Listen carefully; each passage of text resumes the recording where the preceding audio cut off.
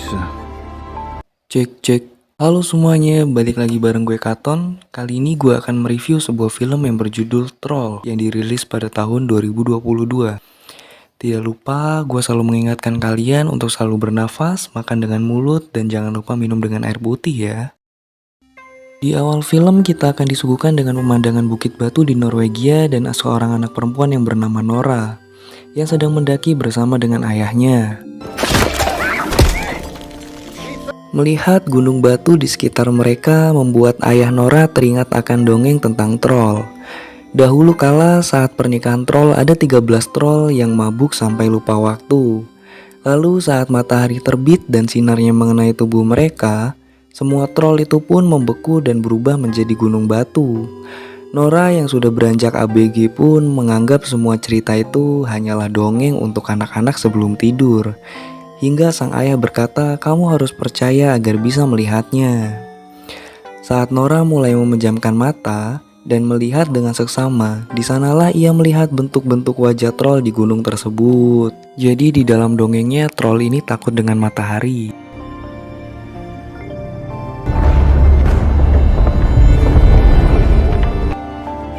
Lisa. Singkat cerita 20 tahun telah dilewati. Pada saat itu pemerintah sedang fokus melakukan penggalian di Gunung Dopre untuk mewujudkan pembangunan jalur kereta yang baru di sana. Terlihat ada beberapa demonstran yang tidak setuju karena penggalian itu dianggap telah merusak alam. Untuk mempercepat proses penggalian, para pekerja sepakat untuk meledakkan gunung tersebut. Dan setelah ledakan itu, tiba-tiba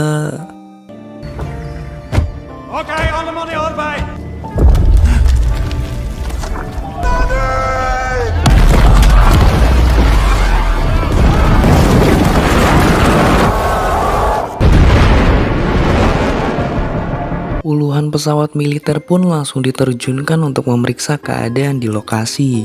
Dari pemeriksaan itu didapatkan sebuah jejak kaki raksasa yang bergerak ke arah ngidul atau selatan. Karena situasinya mulai mengkhawatirkan, militer pun terpaksa harus mendiskusikan hal ini dengan Perdana Menteri di markas operasional Angkatan Bersenjata Norwegia. Perdana Menteri datang bersama penasihatnya yang bernama Andreas. Di sana juga telah hadir para ahli dari berbagai bidang, termasuk Nora yang saat ini berprofesi sebagai seorang profesor paleontologi. Dalam rapat itu, para ahli mulai berspekulasi tentang jejak kaki yang mereka temukan. Namun anehnya tidak ada satupun dari mereka yang percaya bahwa bukti yang ditemukan itu adalah sebuah jejak kaki. Karena secara logika tidak ada makhluk yang memiliki jejak kaki sebesar itu. Pikiran mereka itu pun akhirnya terbantahkan saat mereka melihat langsung sebuah bukti berupa rekaman video dari ponsel salah satu demonstran.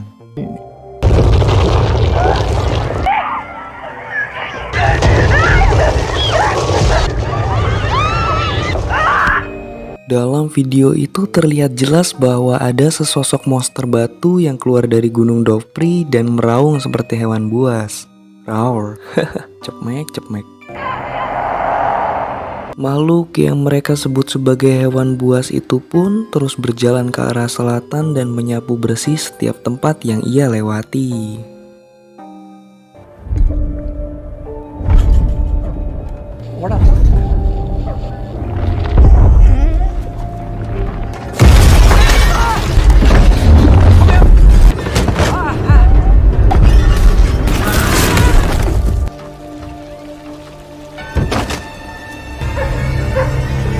Setelah itu Nora dan Andreas langsung dikirim untuk melakukan penyelidikan di sebuah daerah bernama Lesia. Nora dan Andreas bertemu dengan kapten militer yang bernama Chris. Chris menjelaskan bahwa bawahannya telah menyisir wilayah itu dan jejak kaki makhluk itu terhenti sekitar 20 km dari lokasi tersebut. Kemudian mereka pun menginterogasi salah satu pasangan lansia yang terkena getahnya akibat monster batu itu. Sepasang suami istri itu berkata bahwa monster batu itu tampak seperti gunung batu yang bergerak. Selain itu, mereka juga mendengar suara raungan sendu dari monster tersebut. Setelah Nora meneliti jejak kaki monster batu tersebut, sayangnya ia tidak menemukan tanda-tanda genetik apapun selain adanya batu dan juga tanah. Ya iyalah, blok. Hal ini pun membuat Nora teringat akan dongeng troll yang sering diceritakan oleh ayahnya dahulu. Meskipun Nora tidak ingin mempercayai dongeng anak kecil, namun semua bukti seolah-olah mengarah pada satu makhluk, yaitu troll. Alhasil Nora, Andreas, dan Chris akhirnya berangkat ke rumah ayah Nora. Sudah lama ayah Nora mengalami gangguan jiwa akibat penelitian troll yang ia kerjakan. Tidak pernah ada satu orang pun yang percaya dengan penelitiannya, sehingga ayah Nora pun diasingkan oleh negara. Kini akhirnya ayah Nora bisa membuktikan bahwa semua penelitiannya itu adalah nyata. Karena hal itu ayah Nora pun akhirnya diikutsertakan dalam misi penyelidikan. Sampai saat itu Nora dan yang lainnya masih belum percaya pada semua perkataan ayah Nora. Sulit bagi mereka untuk percaya bahwa troll benar-benar ada di dunia nyata. Bahkan Nora pun sampai berdebat dengan sang ayah mengenai hal tersebut. Hingga akhirnya pun mereka melihat langsung sosok troll yang bangun di belakang mereka.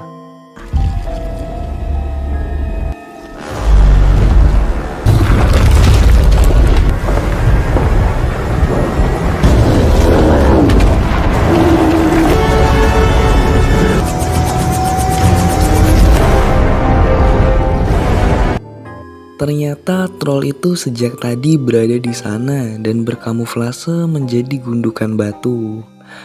Nora dan yang lainnya pun langsung melaporkan hal itu pada pemerintah. Pemerintah tentu saja tidak percaya saat ayah Nora berkata bahwa monster itu adalah troll. Ia bahkan dianggap telah gila dan diusir dari markas operasional. Nora kemudian meminta sedikit waktu pada Perdana Menteri untuk membuktikan perkataan ayahnya. Namun Perdana Menteri memutuskan untuk menyerahkan kasus ini pada pihak militer. Ayah Nora sangat menyayangkan keputusan yang diambil oleh Perdana Menteri. Ia merasa troll itu hanyalah kesepian dan kebingungan. Mereka bisa saja mengambil jalan kekerasan untuk mengusir troll tersebut. Namun ia yakin alam akan melawan. Mendengar hal itu Nora pun akhirnya menuruti perkataan sang ayah, sehingga mereka pun ikut dengan militer dalam penyerangan malam ini. Singkat cerita akhirnya penyerangan pun dimulai. Mina damer og herrer.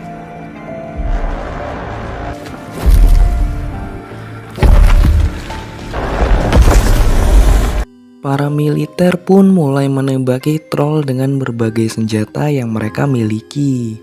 Namun dapat kita lihat semua itu hanyalah sia-sia. Karena troll adalah batu yang tidak bisa ditembus oleh senjata apapun. Yang ada setiap serangan malah hanya membuat troll itu semakin marah.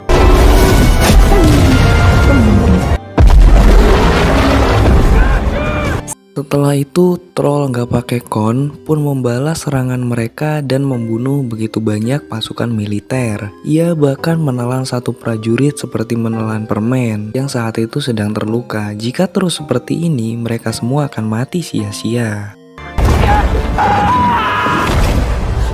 Ayah Nora pun nekat menyapa troll tersebut dan berusaha menenangkannya.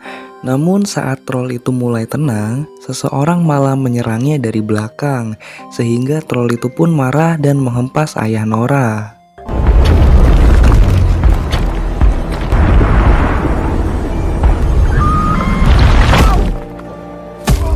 Nyatanya, jika mereka tidak melakukan apapun, troll itu sebenarnya tidak akan menyerang mereka. Di detik-detik kematiannya, ayah Nora pun menyebutkan istana, raja, dan rumah, yang semuanya pasti berkaitan dengan troll tersebut. Setelah kematian sang ayah, Nora semakin percaya bahwa makhluk yang mereka hadapi saat ini adalah troll seperti di dunia dongeng. Jika sesuai dengan dunia dongeng, maka troll akan ketakutan dengan suara lonceng. Untuk membuktikan hal itu, Nora dan yang lainnya pun melancarkan aksi mereka dengan membawa beberapa lonceng mendekati troll tersebut.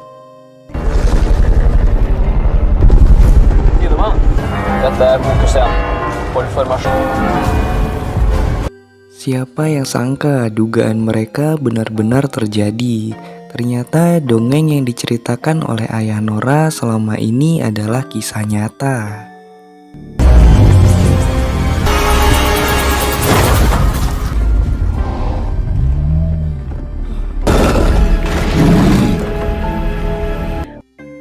Akhirnya berita kekacauan itu pun dengan cepat menyebar di berbagai negara. Masyarakat mulai panik dan mendesak pemerintah untuk segera menyelesaikan masalah ini. Apalagi diketahui bahwa troll itu kini mulai bergerak ke arah ibu kota. Sesampainya di markas operasional, Nora mengusulkan agar mereka mencari tahu informasi tentang troll terlebih dahulu sebelum mereka mengambil tindakan selanjutnya. Meskipun Nora telah membuktikan perkataannya, namun kepala pemerintahan dan Perdana Menteri masih tidak setuju dengan Nora. Mereka lebih memilih untuk menghancurkan troll itu dengan menggunakan sebuah rudal. Berdasarkan keputusan itulah masyarakat di ibu kota langsung dievakuasi untuk mengosongkan wilayah target operasional. Nora dan Andreas tentu saja tidak setuju dengan keputusan itu, karena apa yang dilakukan oleh pemerintah hanya akan menghancurkan wilayah ibu kota. Saat Nora sedang berpikir, ia pun tiba-tiba teringat akan perkataan ayahnya sebelum meninggal, di mana ia sempat menyebutkan tentang raja, rumah, dan istana. Tak disangka semua itu pun mengarah pada satu tempat, yaitu istana kerajaan. Atau lebih tepatnya saat ini adalah istana negara. Di sana mereka pun bertemu dengan pejabat senior yang bernama Richard Sinding. Nama Richard Sinding beberapa kali disebut dalam buku harian ayahnya. Sehingga Nora pun berpikir Richard mungkin mengetahui sesuatu terkait semua ini. Sesampainya di istana kerajaan, Richard pun menunjukkan sebuah terowongan tersembunyi. Tak disangka-sangka, ternyata istana kerajaan Norwegia itu dibangun di atas kerajaan troll. Demi pembangunan itu, mereka bahkan rela membantai semua keluarga troll. Men de sparte ramen i dypt av Dovrefjell. Hingga masih tersisalah satu keturunan raja, yaitu troll yang sekarang mengamuk di luar sana. Dari informasi itu, maka sudah dipastikan bahwa semua perkataan ayah Nora memang benar adanya. Jika begitu, maka mereka hanya membutuhkan satu hal untuk menghentikan troll, yaitu cahaya matahari. Jika kita flashback sekilas, mereka memang pernah melihat troll keluar di siang hari. Namun itu tidak pernah terkena cahaya matahari secara langsung. Dengan cepat, Nora dan Andreas bergegas menuju ibu kota untuk menghentikan pengeboman. Nora juga meminta bantuan Kapten Chris untuk membantu mereka. Sementara Andreas menghubungi rekannya untuk meretas sistem markas operasional.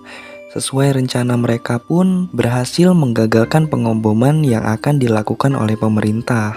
Di waktu yang sama, terlihatlah Nora dan Andreas yang membawa kerangka kepala troll.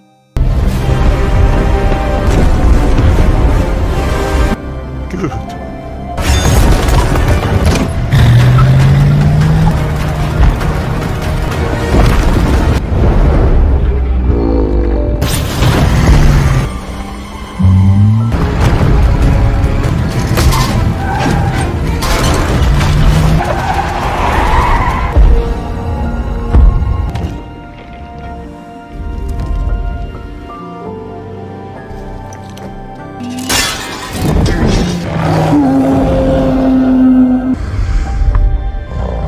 Helt.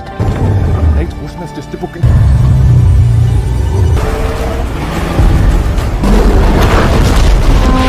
Mereka kemudian memancing troll itu ke lokasi yang sudah ditentukan oleh Kapten Chris.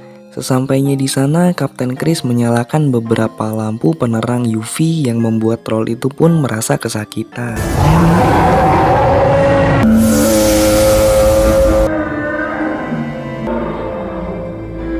Melihat hal itu pun Nora merasa kasihan, bukan ini yang ia inginkan. Ia benar-benar tidak tega mendengar raungan kesakitan dari troll tersebut. Nora pun menangis dan berteriak meminta troll itu untuk pergi dan kembali ke gunung. Namun di saat itulah matahari mulai terbit dan membuat troll itu terbakar dan berubah menjadi bukit batu.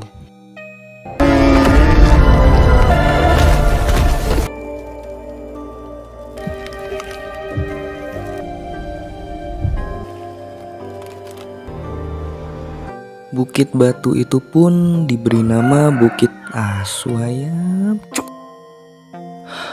Bukit batu itu pun kemudian diberi nama Bukit Tobias, sesuai dengan nama ayah dari Nora. Dan film pun tamat.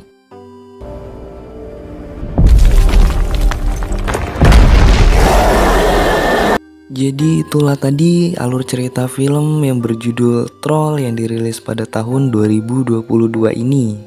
Semoga kalian semua suka dengan pembawaannya ya. Sampai bertemu lagi di lain kesempatan. Jangan lupa di like, komen, dan subscribe. Sampai bertemu lagi. See you. Salam Janco, merek tank dari Belanda.